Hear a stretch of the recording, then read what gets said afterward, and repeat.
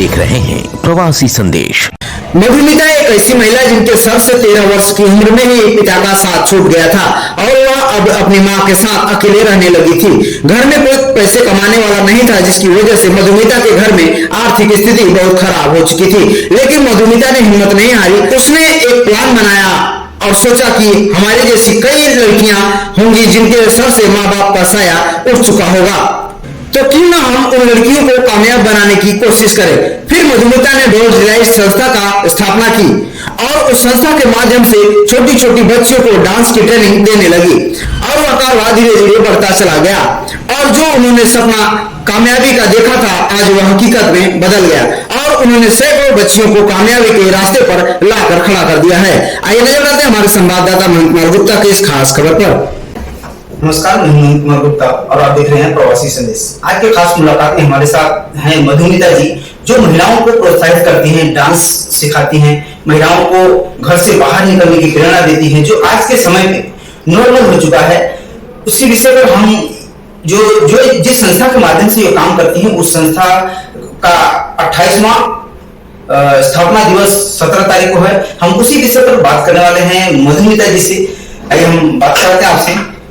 सबसे पहले हमारे प्रवासी संदेश में आपका तहे दिल से स्वागत है। नमस्ते मैम, जो आपने 28 साल से ये संस्था चला रही है, उसके पहले ही आप काम करते होंगे, तो आप ये जज्बा, ये जुनून आपके मन में आया कहाँ से? आपने क्यों चाहा कि मुझे ऐसा करना चाहिए? ऐसा 28 साल पहले, वो भी उस समय की महिलाएं इतना जागरूक और नहीं थी, तो उस समय आपके मन में ये सब कहाँ से आया कि मुझे जागरूक होना चाहिए और महिलाओं को जागरूक करना चाहिए?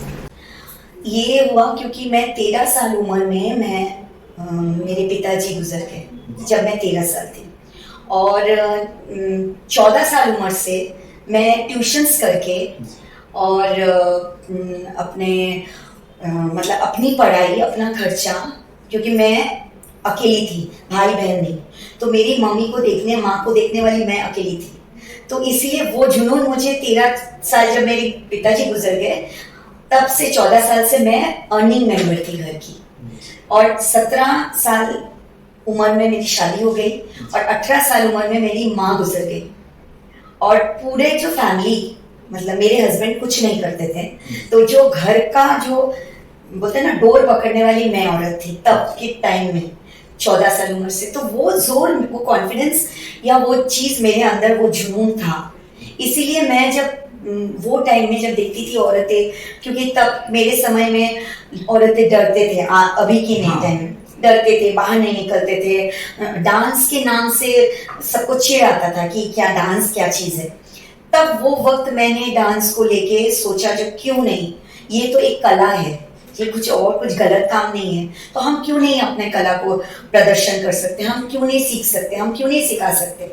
वो सोच के मैं करती गई। जब मैं रियलिटी शो में भी की, बहुत सारी काम की, फिल्मों में काम किया, लेकिन मुझे था संस्था इसलिए बनाना है जो औरतें ये सोच भी नहीं सकते, उनके दिमाग में ये होना चाहिए जो हम क्यों नहीं कर सकते, कुछ जिनके अंदर टैलेंट है। और बाकायदा ये हमारे शो में आप देखिएगा, सबसे ज़्यादा सुंदर नृत्य जो कर रहे हैं सब मेरे लेडीज़। और अभी मेरा नया प्रोजेक्ट बन रहा है रविंद्रनाथ टैगोर के ऊपर, जिन पे मैं सिर्फ लेडीज को लेके पूरा एक डांस बैले बनाने वाली हूँ। तो मेरा इसलिए मेरा ये सोच आया। आपने जो लेडीज को आगे जो डांस के माध्यम से, खाली मतलब डांस ही है, कुछ और अलग कुछ लेडीजों को सिखाया जाता है वहाँ? डांस, बाकायदा डांस तो है ही, लेकिन मेरे साथ मेरे ये जो संस्था है, ये लेडीज़ है, वो मेरी, मैं सोचती हूँ ये मेरी फैमिली है, क्योंकि मेरे फैमिली में और कोई है नहीं।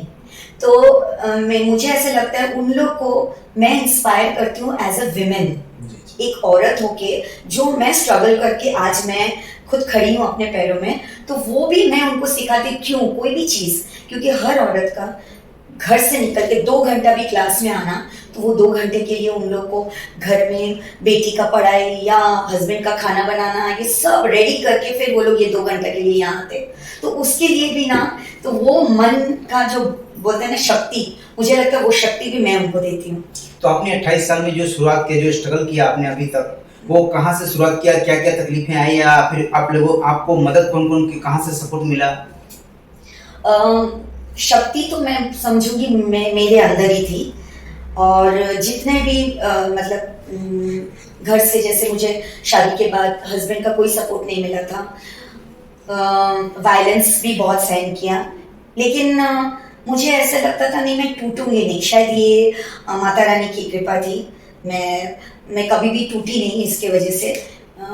और मेरे अंदर वो हमेशा था जो मुझे कुछ दुनिया में अलग करना है जो दूसरे ने नहीं किया है। शायद मुझे वो चीज़ आज तक नहीं मिली है, लेकिन मैं अभी भी सोचती हूँ नहीं मुझे मिलेगा, क्योंकि मैं जो काम कर रही हूँ या जो मैं जिस तरह से मेरी कोरियोग्राफी, जो भी चीज़ मैं सोचती हूँ, क्रिएटिव माइंड, वो अभी तक मैंने किसी को नहीं देखा है। लेकिन मुझे आज तक वो मेरे फील्ड में जिस जगह मुझे पहुँचना है, मुझे लगता है आज भी मैं नहीं, अभी भी पीछे हूँ, लेकिन मैं ज़रूर करूँगी वो चीज़।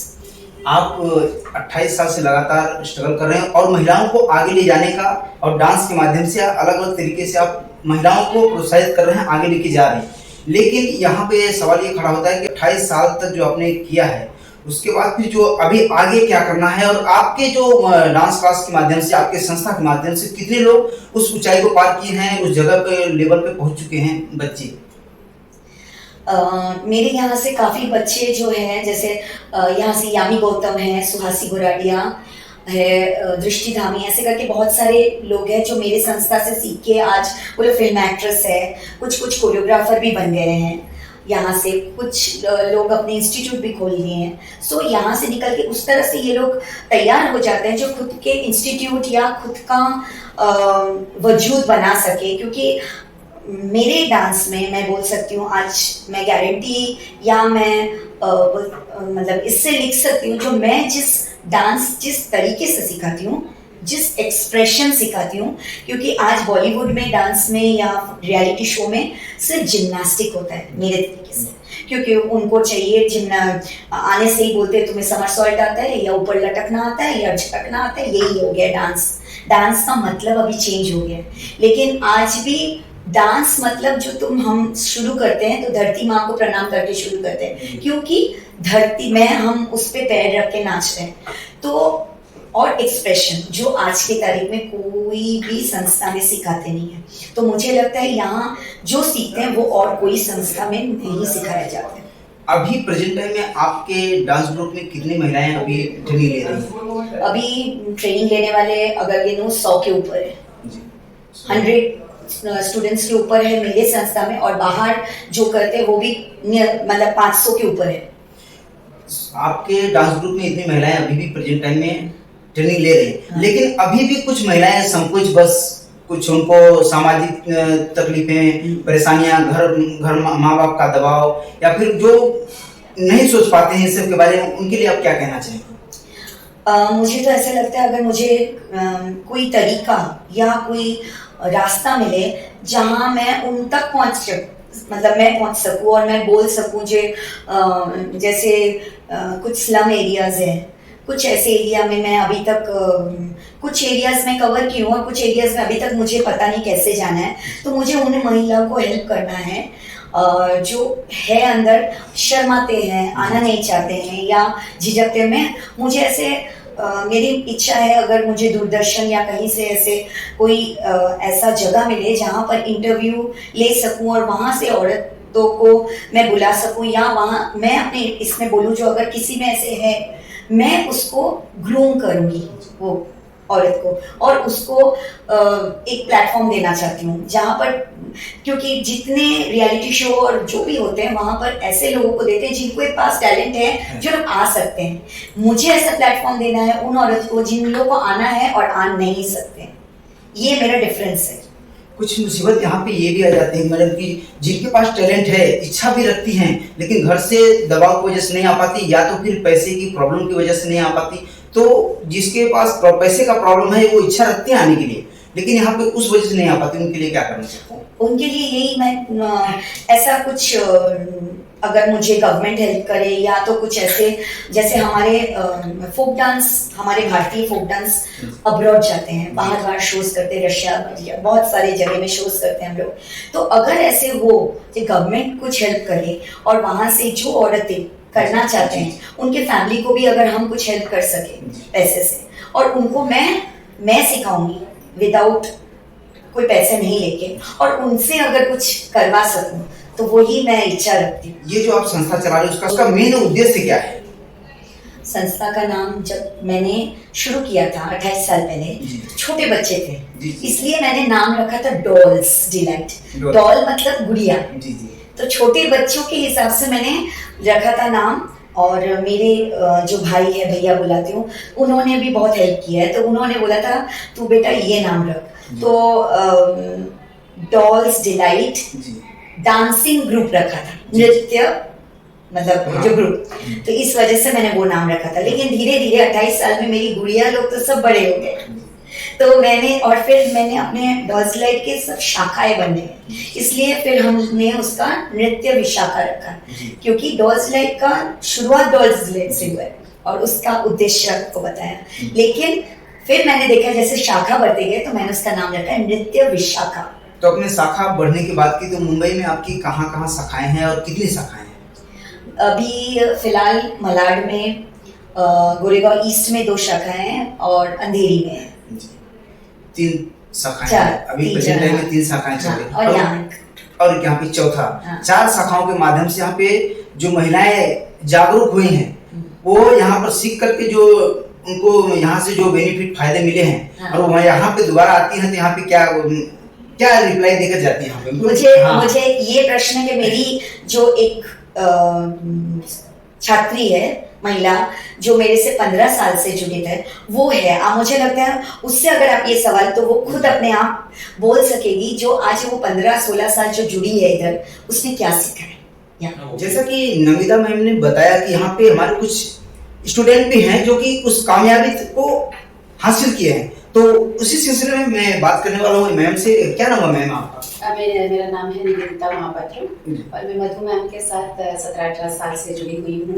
ये डॉल्स डिलाइट हमारी फैमिली जैसी ही है, हम लोग उनसे बहुत कुछ सीखे हैं, स्पेशली उनके लाइफस्टाइल से, द वे शी हैज़, वो जैसे रहे हैं, जैसे सबको प्रोत्साहित किए हैं, एंड बहुत सैक्रिफाइस किए हैं लाइफ में, बहुत स्ट्रगल किए हैं, एंड वुमेन लोगों के एम्पावरमेंट के लिए उन्होंने बहुत कुछ किया है, उनसे बहुत कुछ सीखे हैं। वो हम जो औरत लोग खाली घर पे ही बैठते थे एंड खाली बच्चों को देखे या घर संभाले, वो हमको इतना प्रोत्साहित किए कि हम अपने टैलेंट को उभर के ले आ पाए हैं, जो हमको पता ही नहीं था।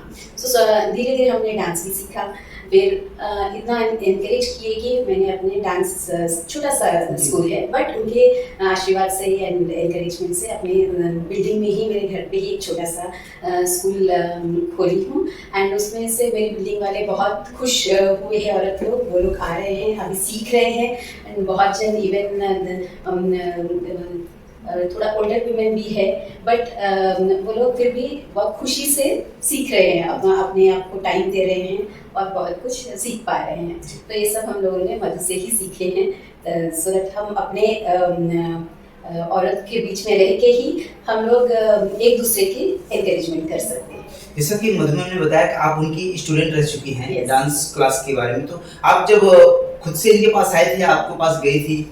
नहीं, पहले मेरी बेटी को मैं भेजी थी सीखने के लिए, फिर हम लोग बेटी को नाचते हुए देख के हम लोग सब में, और एक मेरी फ्रेंड शायमा करके है, फिर हम भी सोचे कि चलो हम लोग भी ज्वाइन करते हैं, तो हम लोग उसी टाइम भी ज्वाइन किए एक साथ। जैसे कि आपने बताया मैं 17-18 साल से नमिता मैम से जुड़ी हूँ, तो कैसा रहा इनके साथ में रहकर काम करना, इनके साथ में रहकर के क्लास भी लेना, और इनके साथ में क्लास लेकर के खुद का इंस्टीट्यूट डांस क्लास खोल देना, ये सब कैसा रहा आपको, कैसा लग रहा है? हाँ, बहुत ही अच्छा एक्सपीरियंस रहा है, उनसे ही हम सीखे हैं कैसे मैनेज करना, स्पेशली औरत लोगों को कैसे मैनेज करना। इतनी जोवियल है, क्लास को एकदम माहौल बना देती है, डांस के तरीके, डांस सिखा के प्लस मिमिक्री करके, प्लस एक फैमिली जैसे जुड़ी रहती है वो, हमारे बच्चों के साथ भी और सारे औरतों के साथ। वो एक हमारे डॉल्स डिलाइट, वो एक डॉल्स डिलाइट को एक फैमिली बनाती है मधु मैम ने, तो सारे जो जितने जन हैं उनके, जितने भी स्टूडेंट्स, इतने सारे स्टूडेंट्स हैं,